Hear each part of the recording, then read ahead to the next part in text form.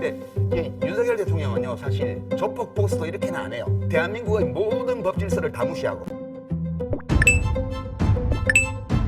윤석열이 오늘 조태용을 잘못 불렀고 김건희도 곧 빵에 갈 것 같은데 윤두창 변호사들도 재판 지연을 핑계로 도망을 준비하고 있습니다. 그리고 뒤에서는 오늘자 MBS 조사가 왜 저들에게 치명적인지 언론이 보도하지 않는 내용 보고 드립니다. 먼저 윤석열 대리인단이 헌법재판소의 탄핵 심판 심리를 신속 진행 위법 재판이라 부르며 지금과 같은 심리가 계속되면 대리인단은 중대한 결심을 할 수밖에 없다고 발언했습니다. 해당 건은 추가 변론 기일에 대한 답변이 없고 헌재가 속도를 내자 재판 지연을 위해 503호처럼 전원 사퇴하는 방식을 생각하는 것 같은데 이 논리는 당시 임견빈 작가께서 활약한 JTBC 팩트체크팀이 이미 논리를 깬 적이 있습니다.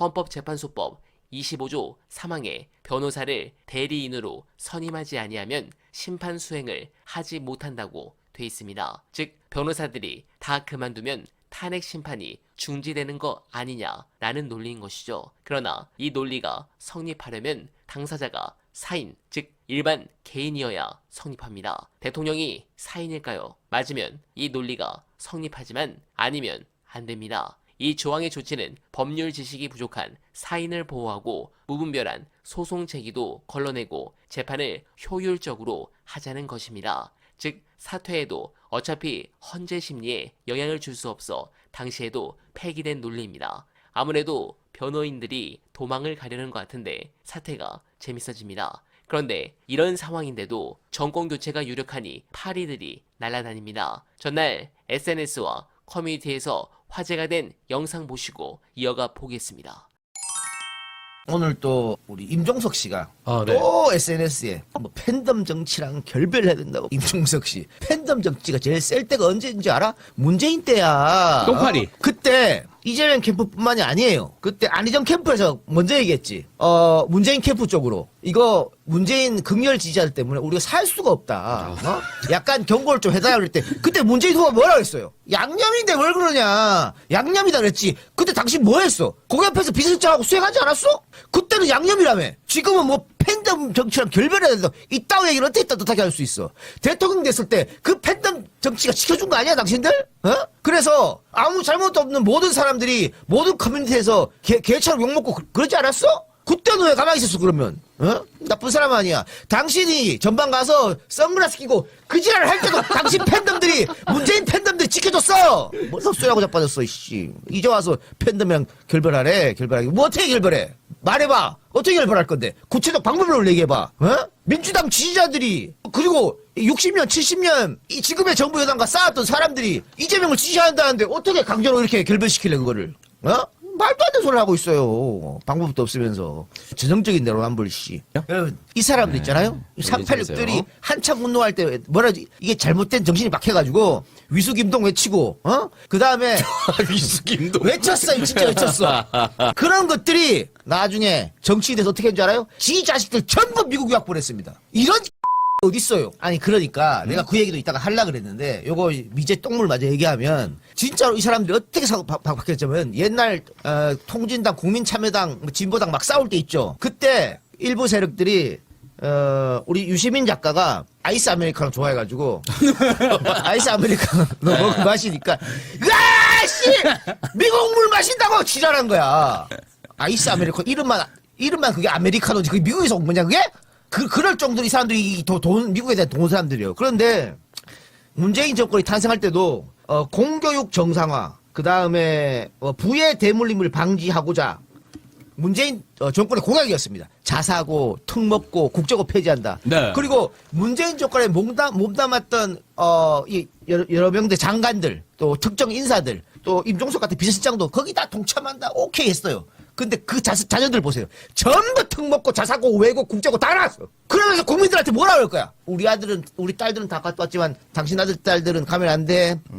그게 말이 되냐고. 그게 통하냐고, 그게. 그런 거 한 방 터지면 지지율 10%씩 빠져요. 근데 그랬어요. 그러니까 지지율 빠지지. 청문회 때 뭐라는지 알아요? 청문회 때 야당 의원들이 자녀 왜 특목고 보냈냐? 저는 제 딸이 특목고 가는 줄 몰랐습니다. 야, 그걸 누가 믿냐? 어떤 국민이 믿냐? 자기 딸이 특 먹고 가는지 일반고 가는지 외고 가는지 몰랐다는 걸 믿는 국민도 있을 것 같아? 요 카톡 포렌식에 보면 친구들한테 자랑한 거 바로 나옵니다. 또 다른 장관 후보자는 뭐라 했냐? 아이고 애가 간다는 걸 어떻게 말립니까? 아 당신은 찬성합니까? 아 저는 특 먹고 폐지하죠. 근데 딸이 가는 걸 어떻게 제가 막을 수 있어요? 이러니까 무너지는 거예요. 이러니까 마찬가지야. 임종석이 갑자기 저 앞으로 정치 안 합니다. 정치 은퇴했을 때 갑자기 왜 정치 은퇴선을 하지? 딸 유학 때문인가? 아니 비서실장 연봉 얼마인데 기껏해야 1억 2천 3천이에요. 한 달로 따지면 세금 떼고 뭐 하면 1,000만 원밖에 안 돼. 1,000만 원인데 그것도 세금 떼면 1,000만 원이 안 되는데 1,000만 원? 안 되는데 또 수당 붙잖아요. 네네. 그러면 1,000만 원인데 1,000만 원인데 딸을 미국에 아트스쿨에 유학 보냈다. 1년 학비가 1억이 넘습니다. 나는 1,000만 원밖에 못 버는데? 아 그러면 그동안 저금해놓은 걸로 딸 보낸다? 근데 청와대 가기 전에 재산신고 4억 했는데 나올 때는 6억으로 오히려 늘었네? 그럼 딸은 어떻게 해? 예? 그리고 김주호 말처럼 그 386 선배들은 일한 적 없어. 평생 노동으로 땀 흘려서 돈 번 적 없어요. 그런데 그 자녀들은 막 제주에 국제고 1년에 6천씩 드는 학비, 예? 자사고, 특 먹고 비싼데 막 보낸다. 뭔 돈으로? 그러면서 이제 막 김성애 같은 사람들이 올라오려고 하면 야, 넌 아직 젊잖아. 뭐래 김성애 50이 넘었는데 젊다고 나오지 말래.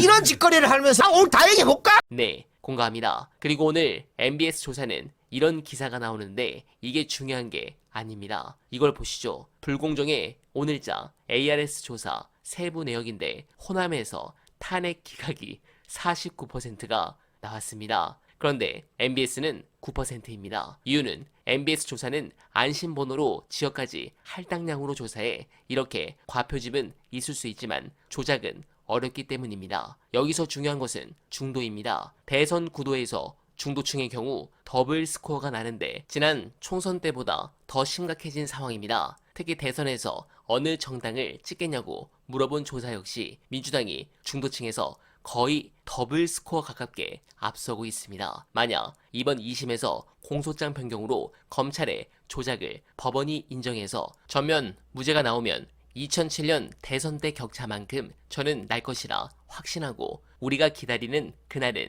성큼 다가올 것입니다. 물론 개인적으로 저는 현 국면을 긍정적으로 보지만 무슨 일이 일어날지 모르기 때문에 파면 순간까지 긴장을 할 수밖에 없을 것 같습니다. 그때까지 상당히 고통스러운 시간은 아마 이어질 것이지만 희망이 있다면 윤석열의 끝은 정말 가까워졌습니다. 두창이는 평생 감옥에서 나오지 못할 것이고 이재명 대표는 결국 대통령의 자리로 우리에게 돌아올 것입니다. 여러분들도 해당 부분에 동의하신다면 소중한 언알바 정기 후원 부탁드립니다. 늘 최선을 다할 것을 약속드리며 오늘은 이만 인사드립니다. 여러분 고맙습니다.